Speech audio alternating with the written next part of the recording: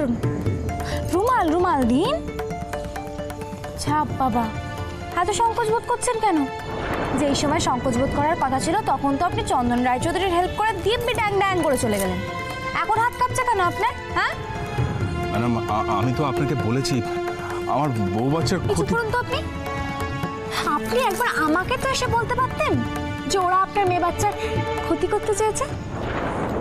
তা না, দেখতেন একবার যদি বলে দেখতেন আমি আপনার হেল্প করি কি করি না। সেবেলা তো বললেন না। অদ্ভুত, আপনার জন্য জানেন তো, শুধুমাত্র আপনার জন্য আমার জেঠুর মার্ডারার আমার চারপাশে ঘুরে বেড়াচ্ছে আর আমাকে সেটাকে টলারেট করতে হচ্ছে। কিচ্ছু করতে পারছি না আমি। ম্যাডাম, আমি আপনার কাছে হাত জোড় করে ক্ষমা চাইছি। প্লিজ আপনি আমাকে ক্ষমা করুন। দেখুন, আপনাদের নিজেদের মধ্যে কি সমস্যা ছিল বা আছে সেসব আমি জানি না, আমি জানতে চাইও না। আমি এই সমস্ত ঝামেলা ঝঞ্ঝাটের মধ্যে নিজেকে জড়াতে চাই না। ম্যাডাম দয়া করে আপনি আমাকে মুক্তি দিন। আপনি আচ্ছা মানুষ তো, হ্যাঁ? পিঠ বাঁচিয়ে চলা অভ্যেসটা তো আপনার গেল না। যখন অন্যায় করলেন তখন ভাবলেন না, এখন আবার যখন প্রায়শ্চিত্ত করার সময় এলো তখন আবার মুক্তি চাইছেন। সাধারণ আমি সেটা বলতে চাইনি ম্যাডাম। শুনুন মিস্টার রয়, আপনার কি মনে হয় আপনার মতো ভীরু মেরুদণ্ডহীন মানুষের সাহায্যের অপেক্ষায় মেখলা বসে থাকে? একদমই না। শুনুন, আপনি যদি হেল্প আমাকে নাও করেন তাহলে আপনি কি ভেবেছেন আমি ময়দান ছেড়ে পালিয়ে যাব? কখনোই না। শেষ দেখে মেখলা ছাড়বে। যতদিন পর্যন্ত না চন্দন রায়চৌধুরী শাস্তি পাচ্ছে মেখলার লড়বে। আদালত শাস্তি দিক বা না দিক, মেখলার আদালতের শাস্তি তোলা আছে। ম্যাডাম শুনুন মিস্টার রয়, আপনার কাছ থেকে কোনো রকম হেল্পই আমি এক্সপেক্ট করি না। থ্যাংক ইউ, আসছি। ম্যাডাম প্লিজ দেখুন, আমি আপনার কাছে মুক্তি চেয়েছিলাম সেটা ঠিক, কিন্তু যখন দেখলাম যে আপনি একা সমস্ত প্রতিবন্ধকতার বিরুদ্ধে লড়ে যাচ্ছেন তখন এইভাবে মুক্তি চেয়ে পালিয়ে যাওয়াটা না, তাহলে বোধহয় কোনোদিন আমি আমার নিজের মেয়ের সামনে মাথা তুলে দাঁড়াতে পারবো। তাহলে কি করবেন ঠিক করলেন? প্রায়শ্চিত্ত। আমি এই অন্যায়ের প্রায়শ্চিত্ত করে তারপরে মুক্তি চাই। যদি কোনোদিন কোনো সুযোগ আসে আমাকে বলবেন। আমি আপনাকে কথা দিচ্ছি ম্যাডাম, আমি আর কোনোদিন ভয় পাবো না। না, রুমাল দিচ্ছি না, হ্যান্ডশেক করুন।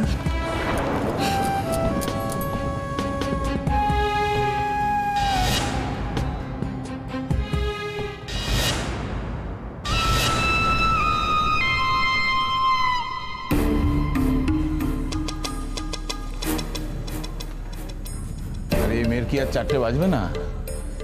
এদিকে তো আমারই বাবা রে, কি মশা জ্বালিয়ে খেলো, তো বসতেও দেবে না।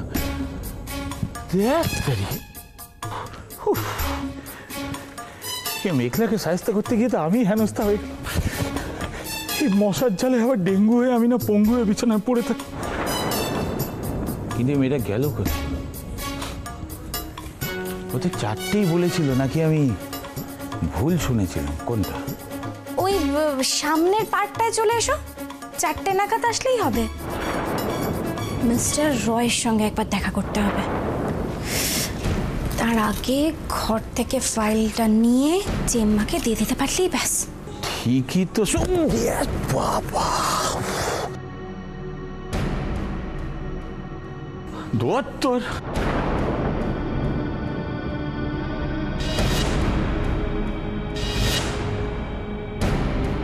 কিরম তোমার ব্যবস্থা মাতারা? এই মেয়েটা জীবনে তোমার পায়ে হতে দেয়নি, এত কৃপা দেখতে ভালো বলে। কই, আমি তোমার একনিষ্ঠ ভক্ত, আমায় তো একটুও কৃপা করো না। মাগো, মায় ধানি লঙ্কাকে একবার পাইয়ে দাও, তারপর দেখবে মশার কামড়ে শশা হওয়া ভুলে সব সহ্য করে নিয়ে ওর হাড়ির খবর কিরম আমি বার করে নিই। দাও না, মেয়েটাকে একটু পাইয়ে পাঠিয়ে দাও না।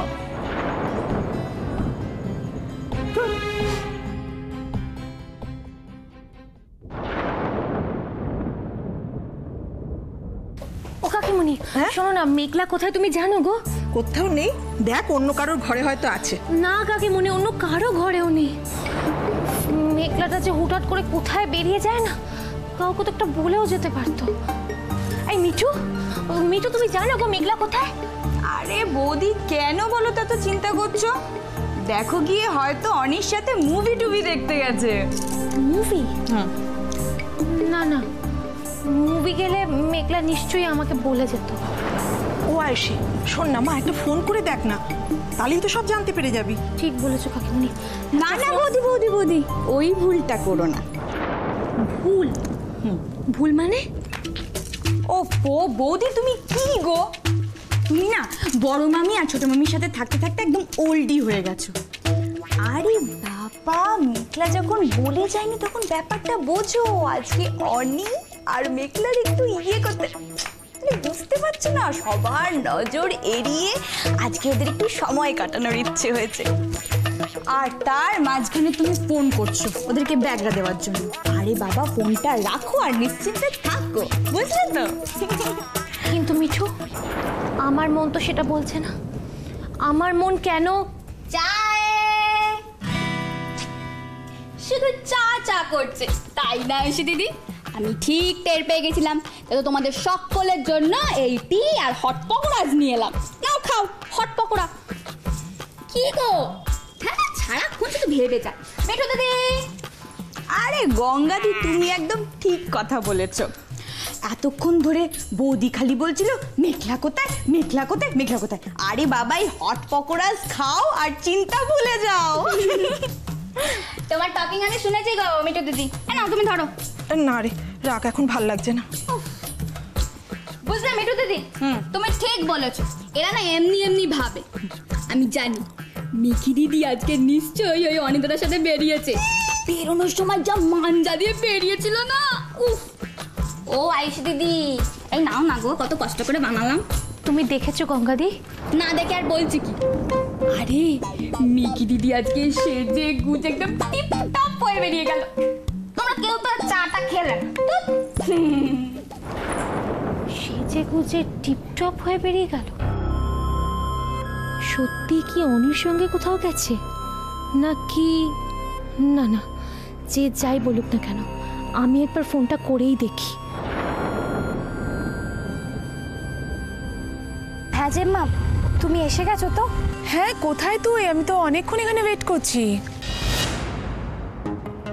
আমি এই তো চলেই এসেছি প্রায়। শোনো না, বলছি তোমার ওখানে কোনো অসুবিধা হচ্ছে না তো?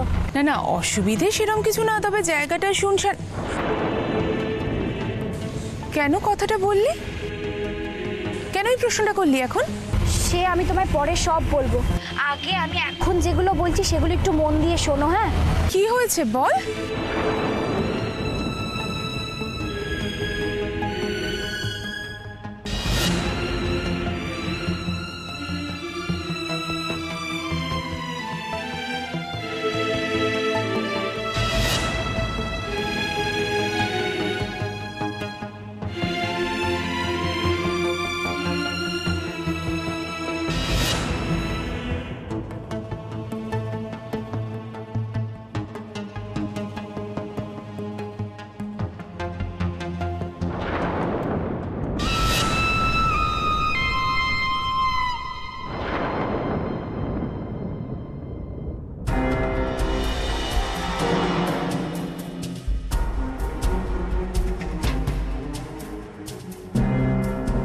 মহারানী এসে গেছেন।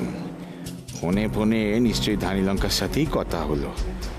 তার মানে ধানি লঙ্কাও এসে পড়লো বলে বুঝলাম। এখানে সকলের চোখের আড়ালে দুজনে মিলে আমার বিরুদ্ধে ষড়যন্ত্র করবে। আচ্ছা, আমাকে নাকাল করার ব্যবস্থা? কি অবস্থা! হবে না, হবে না। আমি এমন চিজ, আমাকে এই নালায় পুঁতবে, ঢেঙ্কানালি দিয়ে বেরিয়ে যাবো। মেঘলা মা, এবার আমি তোমায় খাবো। তোমার ওই কচি মুন্ডুখানি চেবালেই আমি শান্তি পাবো। কবি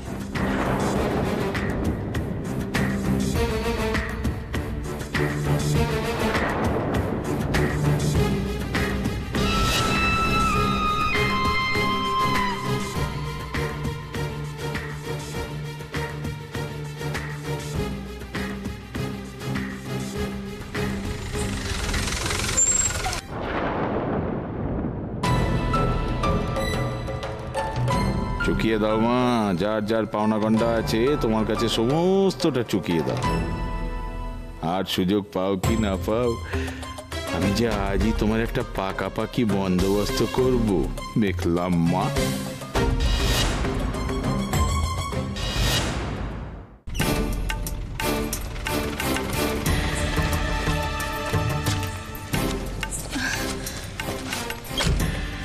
জিম্মা, তোমার কোনো সমস্যা হয়নি তো? না না, অসুবিধে আবার কি হবে, তবে এই জায়গাটা একদম শুনশান, একদম লোকজন নেই। তবে তেমন কিন্তু কাউকে দেখতেও পেলাম না, জানিস। হ্যাঁ, আমার কি মনে হয় বলো তো, টাইমিংটা চেঞ্জ করে দিয়েছে তো, নিশ্চয়ই কনফিউজড হয়ে গেছে। কিন্তু কি ব্যাপার বলতো, তুই এত ভয় ভয় আমাকে ফোন করলি, আর এখনো কিরম এদিক ওদিক তাকাচ্ছিস, সে তো অন্যমনস্ক। কি হয়েছে? হ্যাঁ না, মানে কিছু হয়নি। তুমি তুমি ধরো তো, এই ব্যাগটা ধরো, এটা ধরো, আর তাড়াতাড়ি তুমি চলে যাও। কিন্তু মেঘলা, কোনো কথা না, এখন আমার কিচ্ছু বলার কথা নেই। তুমি তুমি দেখো, আমি এই ট্যাক্সিটাতে এসেছি, তুমি ট্যাক্সিটা করে বাড়ি চলে যাও, বুঝলে তো? তুমি একদম টেনশন করো না, যাও যাও। অদ্ভুত মেয়ে তো, অদ্ভুত কথা বলিস তুই। নির্জন জায়গা বলে আমাকে ট্যাক্সি তুলে বাড়ি পাঠিয়ে দিচ্ছিস, আর তুই এখানে একা দাঁড়িয়ে থাকবি? তুমি টেনশন করছো কেন?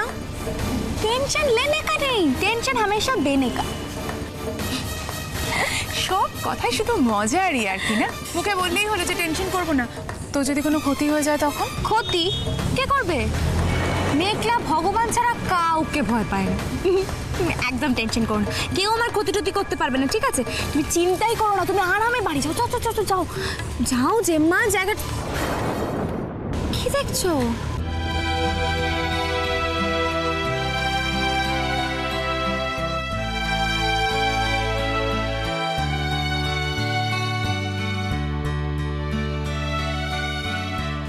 তোর মতো মেয়ে পৃথিবীর সব মায়ের অহংকার মেঘলা।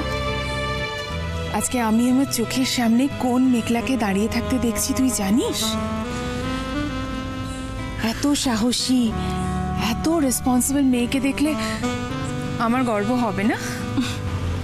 জেম্মা, একটা সময় আমি এমন কাজ করতাম যার জন্য তোমাদের মাথা হেট হয়ে যেত, এখন আমি এমন কাজ করছি যার জন্য তুমি খুশি হচ্ছ। এটা দেখে কিন্তু আমার দিল একবারে গার্ডেন গার্ডেন। সব সময় পাকা পাকা কথা। ঠিক আছে, তোর কথা শুনে চলেই যাচ্ছি। বেশিক্ষণ একা একা দাঁড়াবি না, নিশ্চয়ই অনি আসবে। চললাম।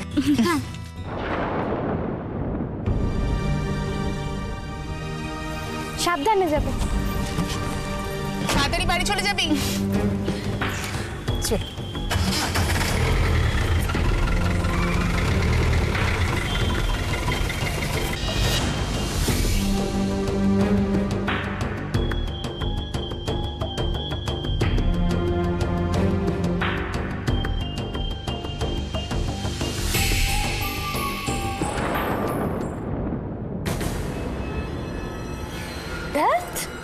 আবার এনগেজড, কতক্ষণ ধরে ফোন করছি, ফোনটা এনগেজড এনগেজড আর এনগেজড।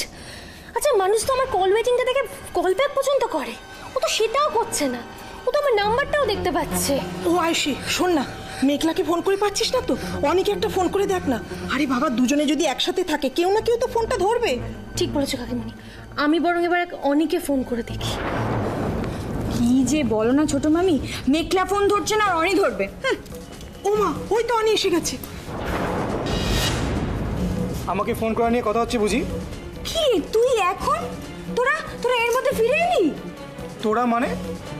তোরা মানে মেঘলা আর তুই, তোরা মুভি দেখতে গেছিলি না? মুভি? হ্যাঁ রে, আমরা তো তাই ভাবছি যে তুই আর মেঘলা বুঝি সিনেমা দেখতে গেছিস। মেঘলা? কোথায় মেঘলা? বৌদি, মেঘলার সাথে তো আমার দেখাই হয়নি, তাহলে মুভি দেখতে যাবো কি করে? আমি জানতাম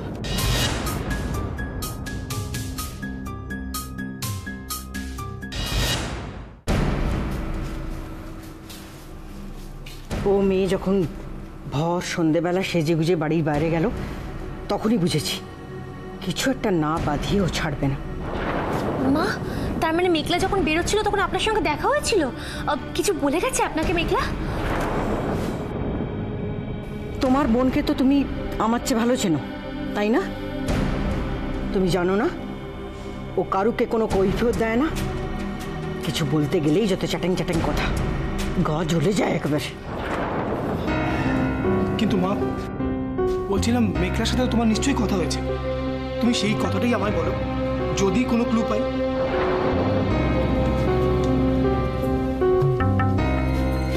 আমি যখন মেঘলাকে জিজ্ঞেস করলাম, আমি বলতে চাইছিলাম কি যে আমি যেটা কাজে বেরোচ্ছিলাম, শুভ কাজ, তখন আমি টুকে দিলে কেন গো পেছুটাকে কেউ বেরোনোর সময়?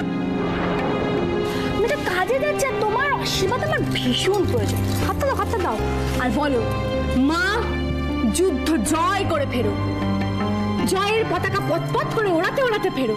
আরে বলো বলো, এভাবে একটু বলতে হয়। তুমি এখন কোথায় খুঁজবে তোমরা ওকে? অনি, আমি তোকে আগেও বহুবার বলেছি, আবার বলছি, বউ হলো বাড়ির সম্মান। ওর রাশ যদি ঠিক করে না ধরে রাখা যায়, তাহলে তার সাথে সাথে বাড়ির সম্মানও ধুলোয় মিশে যায়। কানে যাচ্ছে আমার কথাগুলো?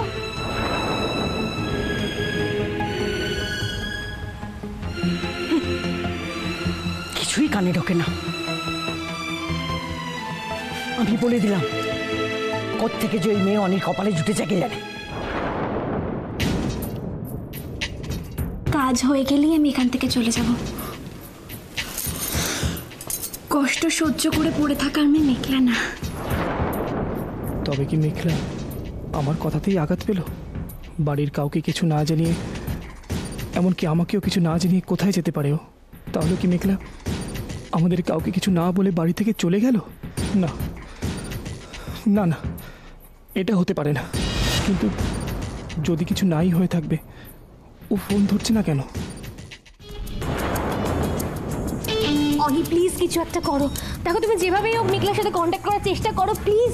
আমার কিন্তু খুব টেনশন ওকে হচ্ছে। বলছো কেন? ওকে বলে কি লাভ? ও কিছু জানে নাকি?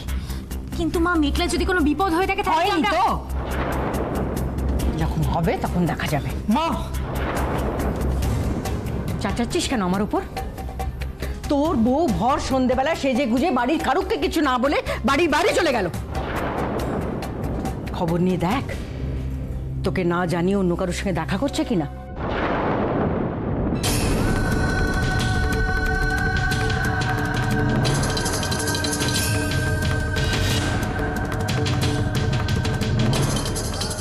স্ট্রেঞ্জ,